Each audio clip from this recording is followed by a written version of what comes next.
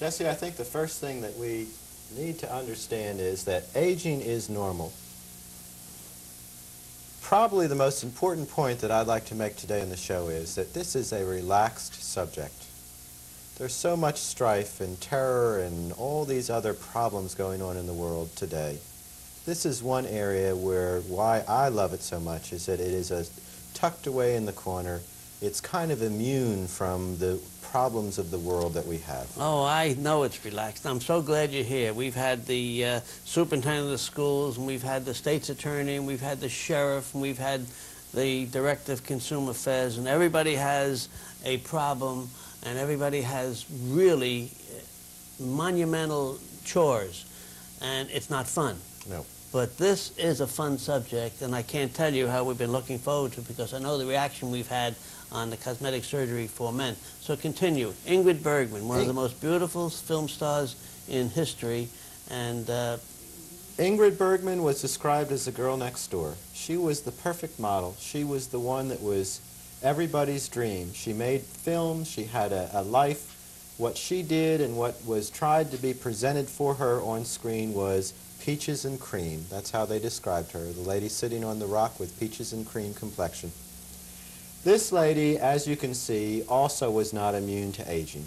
And unfortunately, I don't have an older picture than the one down here, but if you all will remember, and I'm sure most of you have seen, a classic movie that she made before she died was the film where she portrayed the visage of Golda Meir.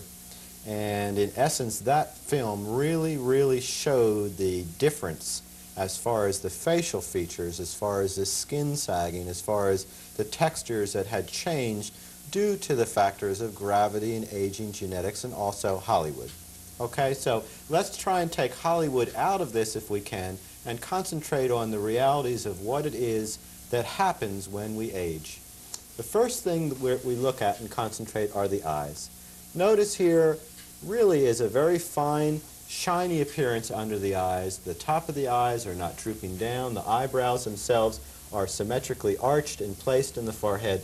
In time, what we're beginning to see now is, and I don't know if the camera can pick it up, but the crow's feet, which are the fine lines around at the corners of the eyes and under the eyes. We begin to see some of the drooping of the eyelid and the brow starting to come down. Well, of course that's normal and natural, and this occurs from the muscular activities of the skin, from having used that skin in all the expressions and all the activities that are normal throughout the day. So is that an abnormal thing to happen? No, it's not abnormal. What we are looking for is to try and improve what is a normal process. We're not going to eliminate and remove the wrinkles. We're going to improve what is there. We're going to try and de-emphasize them. Taking this one step further, now we see her at an older age here where you really can begin to see the definitions of the bags or the fat protrusions coming out underneath the eyes, the eyelids, the upper eyelids themselves really drooping down, the forehead beginning to droop, and the eyebrows beginning to droop. At the same time, let's go back now and look around the mouth. On top, up here, you see a very nice symmetrical lip. You don't see the fine wrinkling coming down into the lip itself. You see on the side here that there are not the deep creases as yet, almost the appearance of dimples. Okay, and you see the chin and the cheek and the jowl area being very firm and very well supported without much droop at all. Coming here, you begin to see the hint now of the nasolabial areas, which is the sag from the cheek beginning to come down. You begin to see some of the droop of the tip of the nose here. It's not good, you can't really see it here, but you begin to see a slight irregularity along the line of the chin and the jaw itself. And coming here, now you begin to see much deeper, the deeper nasolabial line, which is the line between the nose and the corner of the mouth. You begin to see more of this cheek excess coming out, and the picture here unfortunately doesn't show it well, the wrinkling and sagging that goes on in the neck. In composite, what we're seeing is one stage of her life leading into another stage of her life, leading into another stage of her life. It has nothing to do with her happiness. It has nothing to do with how talented she was. It has nothing to do with how she lives her life. What it has to do is with her image of herself and what she sees as changes, and if she's interested in trying to not turn back the clock, but perhaps recapture some of the beauty some of the things that she never saw before, to try and improve on them, to try and make herself feel as good, as graceful, as self-fulfilling as possible, if that's what she's interested in. You know, that's interesting, Fred, especially when you indicated before you explained her growth pattern that she did play the part of Golda Meir.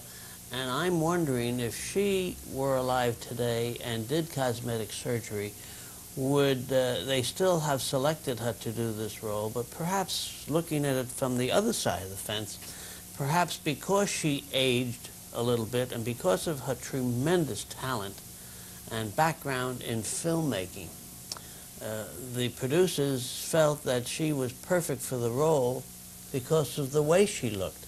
Now, we know that good cosmetic people in show business and good makeup artists can take a young person and make them look 90, and take a 70-year-old and make them look 30.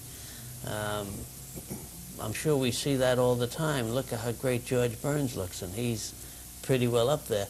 But in Ingrid Bergman's case, I wonder if she had had cosmetic surgery when she did that film on Golda Meir, would she still have been selected? Well, there's only one thing that I say, obviously not knowing whether she has or had not had cosmetic surgery, not knowing Ingrid Bergman.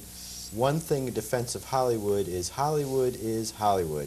Makeup goes on and makeup goes off, and I can assure you that no one willingly is going to want to keep that kind of makeup on after a film like that is done. Of course, what it does now is make it even more obvious that, A, cosmetic surgery is not for everyone. Because if you're in filmmaking, the artist can make you look any way that the script calls for.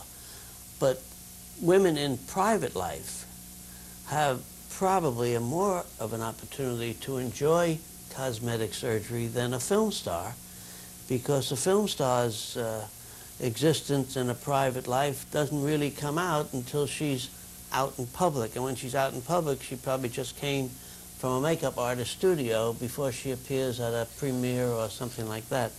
So what I'm trying or plastic surgeons. Or a plastic surgeon.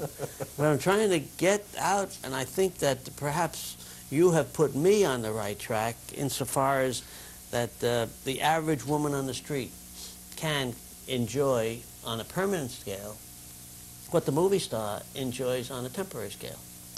Right. Nothing is permanent, but we do try the best that we can. Now, when you talk about permanence, how long would an eye, crow's feet disappearance, would it come back? Well, again, what we're talking about is improvement. We're not correcting and removing, we are improving. Depends on what your lifestyle is. If you're into abusing yourself with alcohol and cigarettes and sun worshiping and staying out late and poor nutrition, no matter what we do. You just described my whole life. Hardly. No matter what we do as surgeons is going to try and change that. So what we're talking about is a combination of improvement surgically and a lifestyle. Obviously, we're not all going to live like nuns in the habit, but what we do try and do is try and bring your lifestyle into perspective to make it a healthy, well-balanced life, the same way that we're trying to improve on facial features or other features of your body to make them well-balanced. That's the underlying key. Didn't you talk about nuns in a habit? Wasn't it Ingrid Bergman in The Bells of St. Mary, when she was a nun in a habit, right. when she got up and hit that baseball? I think she you're had right. beautiful skin then, too. But let me ask you, if we have enough interest in the viewing audience, would you, without any obligation and commitment on either side, would you consent to give some sort of a demonstration, an explanation to any women's groups, or just a neighborhood ladies over a coffee cup, or how would you go about this? I would be more than happy to. The thing to do would be to contact me at my office, and I'd be more than happy to speak and appear and go more in depth on these types of things and answer questions on a one-to-one basis. I'm always available. And this is Jesse Newman saying goodbye for now from the beautiful library of the Palm Court Hotel here in Palm Beach. See you next week.